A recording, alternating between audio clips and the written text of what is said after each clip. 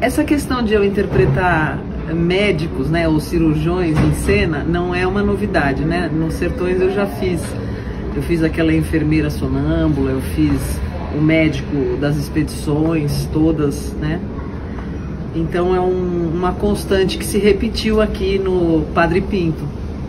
Em dois momentos da vida do Padre Pinto, né? Tanto no momento em que ele teve um problema cardíaco e apresentou uma parada cardíaca e que se reverteu e ele sobreviveu, tanto nessa cena que representa o que não foi exatamente um procedimento cirúrgico, né? Não existe constatação bibliográfica assim de que ele tenha sido submetido a algum tratamento lobotomizante, né?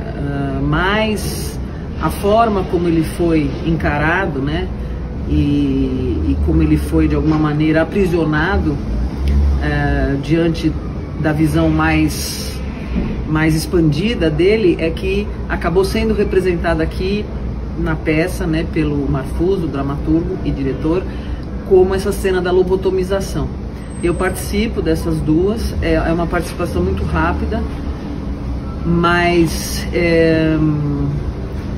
eu vejo relação com a minha atuação como médica, né? Eu sou formada há praticamente 40 anos, daqui 2 anos faz 40 anos que eu me formei médica e depois fiz mais 3 anos de cirurgia geral, e eu percebo que nesses anos, nessas décadas, eu percebi muitas vezes que a ciência ela é fundamental como uma base, mas ela não é suficiente muitas vezes, e que coisas para além, né, do que a nossa capacidade racional consegue admitir e perceber, acontecem, né, dentro de um processo de cura. E agora, retrospectivamente, vendo quantas pessoas eu operei e tive sucesso sempre, né, graças a talvez essa força maior mesmo que acompanha, né, aos nossos procedimentos técnicos e científicos, né. Então existe um paralelo não muito difícil de ser feito, né, porque aqui a gente vê essa reanimação do Padre Pinto, acontece a volta da vida dele, né, acontece graças a um empenho coletivo, né, a uma força que envolve a todos, né.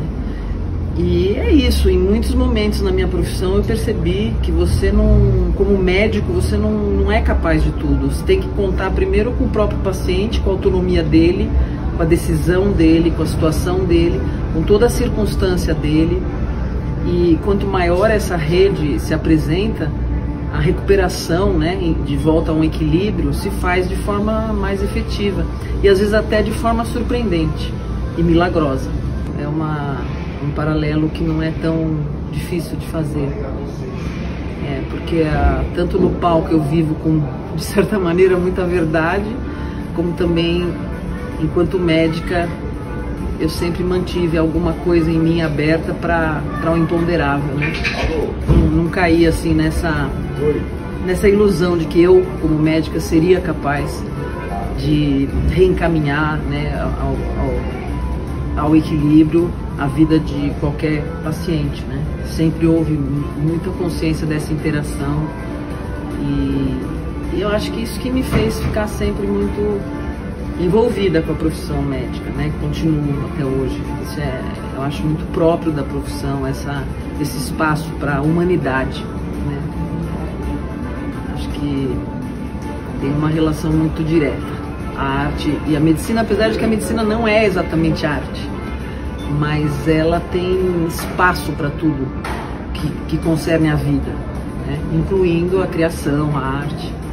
O personagem que eu faço aqui no Padre Pinto, além dessas duas situações, né, que eu atuo como médico, é essa crente, né? Na verdade, ela, para mim, ela é uma pessoa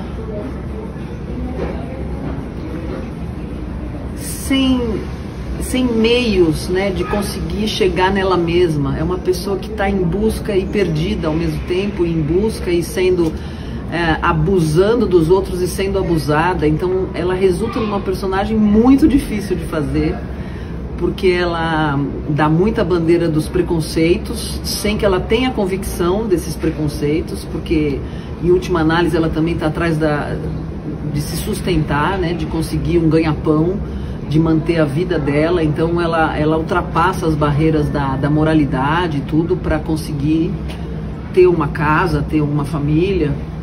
E então fica tudo muito mais delicado, né? São muitas camadas num texto excelente, né? O texto do Marfus, mas a narrativa principal é do Padre Pinto, e ela tem ali uma narrativa própria, né? Muito rica e com uma oportunidade relativamente reduzida, né? de expressar, mas eu vou, enfim, fazendo com essa fragilidade. É uma personagem frágil, né, que entra em conflito, que desconfia, que fica muito presa, né, aos padrões, né. Ela se perde quando, se não é isso, o que poderia ser diferente disso? Então eu vejo que é uma personagem frágil, né, quase que uma vítima. E o público não se sente muito feliz em se reconhecer na minha personagem, né? Então eu acho que o reconhecimento dessa personagem é muito muito específico, né? Acho que no fundo precisa ter, enfim, é um personagem que eu faço com muita interesse, com muita entrega, mas é um pouco um personagem talvez fadado a um anonimato, né? Tem uma curiosidade que no texto original a cena em que ficava explícito que essa personagem trambiqueira, né, que é capaz de montar, de fazer aí falcatruas para conseguir o dinheiro dos fiéis, né, através dessa situação de fazer de conta que a santa chora lágrimas de sangue, tudo isso. Uma pessoa que é capaz de se envolver com isso, até acho que fomenta, né, o marido a participar, faz junto.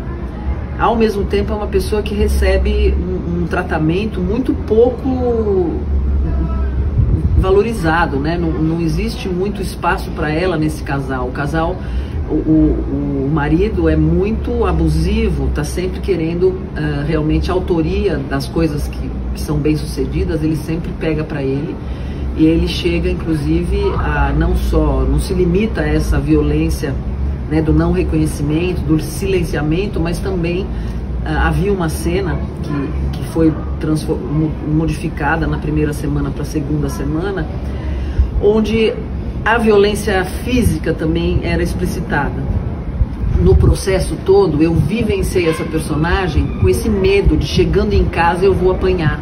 Então eu fazia uma personagem mais contida, né, com mais peso. E no momento que essa cena foi cortada, eu tô meio que construindo ao vivo, na temporada, um aspecto mais brejeiro, né, dessa personagem, que o que resta para ela é realmente ter uma certa leveza nos trambiques, né, que ela faz e no que ela precisa fazer para se virar, para se manter também viva. Então é assim, mais ou menos, que eu tenho me relacionado com a crente, né? Que começa católica, depois vai para a igreja evangélica, né? E no fundo o que ela quer é o mínimo, né? Que é sobreviver num mundo bastante difícil para ela, na situação dela. Bom, o motivo, né, de se cortar essa cena, que é a cena 23 da pizza, foi que acabou ficando ligado ao momento em que essa personagem é crente e ela recebe essa violência, né? Ela apanha do marido e era uma cena onde ela toma a decisão de chamar a polícia, né, e denunciar o marido. E duas coisas aconteciam. Primeiro, que é uma história, como eu disse, né, que é uma história rica, que poderia e deveria ser abordada de uma forma mais aprofundada, né? Porque quando você fala de violência, de relacionamento abusivo, tem aquele que é o abusador e aquele que é o abusado, mas o abusador também precisa de cuidados, né? Precisa entender por que ele chega nesse caminho, nesse lugar, e como sair disso, né? Então, acho que para abordar um assunto que tem se falado muito, né, dessa questão do relacionamento abusivo, da violência doméstica, é importante que se fale, mas eu acho importante também que se aprofunde mais, né, nessa questão, que se analise ambos os lados, né, e como é que se dá a relação em si, envolvendo os aspectos todos, né, inclusive tudo que a sociedade como um todo tem de influência, né, e permite que isso aconteça, e não só permite, como incita, né,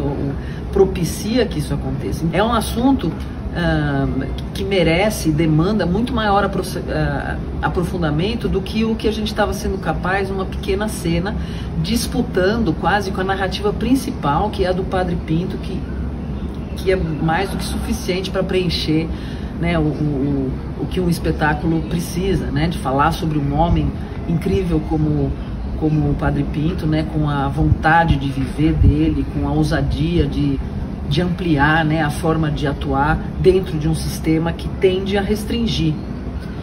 Então, essa foi uma das maneiras, né, que a gente acabou chegando à conclusão de cortar. Eu falo a gente, né, apesar de que o diretor é que definiu, mas eu acompanhei. O Marfus tem uma forma muito democrática, assim, né, de trabalhar. Então a gente pensou isso. E a segunda coisa é que o fato de naquele momento estar fazendo a evangélica ficaria muito marcado, né? Os evangélicos participando ou enfim, aceitando, né, esse tipo de comportamento, né, violento, a violência doméstica entre os evangélicos. Fora essa área não acontece, enfim, ficaria uma abordagem talvez um pouco generalizada, tendendo até a um certo preconceito que o Marfus quis fugir dessa visão, né? Aqui no Sesc Pompeia, a experiência mais assim marcante foi quando eu fiz um trabalho, uma oficina com o Asdrubal trouxe trombone, a farra na terra, né, com Regina Casé, o Guimarães, a Patrícia, enfim, todos eles ali, né, que estavam fazendo aqui uma espécie de oficina e que a gente acabou criando um espetáculo. E a gente usava as duas plateias e foi muito marcante para mim. Eu era muito novinha e então isso eu lembrei, né, disso quando vim aqui para essa temporada. Além disso, tem uma relação muito forte a arquitetura da Lina Bardi na oficina. Então, a todo momento eu vejo paralelos entre essa arquitetura aqui no Sesc Pompeia e o que a gente tem lá na oficina, né? Então, de alguma maneira, eu me sinto muito em casa, né? Essa questão das coxias serem abertas, os camarins são quase que não tem, né? Tudo meio improvisado, porque na verdade acho que a ideia da Lina era de que a preparação e as trocas, tudo que acontece ali no ambiente de um espetáculo deve ser feito meio às vistas, né, do público, de uma forma participativa. Então isso me veio bastante, como eu consigo assim lidar bem com esse espaço, né, com essas plateias também, galerias, né, que apesar de que eles não estão abrindo, deveriam, porque está lotando, né, deveriam abrir as galerias para o pessoal poder ver o espetáculo, né, que vai acabar logo, né, dia 23 de fevereiro acaba.